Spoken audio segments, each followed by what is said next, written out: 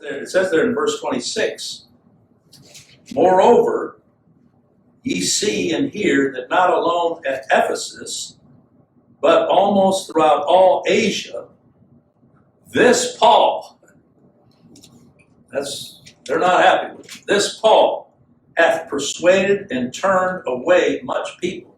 Now that's their commentary on it. We know that it wasn't Paul doing it. This was the Lord. Saying that they be no gods which are made with hands.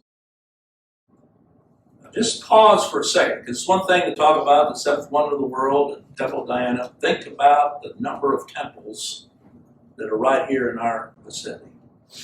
We drive by every day that are no different. They're temples made with men's hands that be no gods. I know people are appalled and say, how can you say that? You better be careful. You're judging. No. If Christ is not being preached, I'm not just saying mentioning his name. If Christ is not being preached from this word as all of God's glory, if I were to walk in there and sit down and from beginning to end, I do not have in my spirit a sense of hearing of the Christ of Scripture, I got to run out of there. It's an idolatrous temple.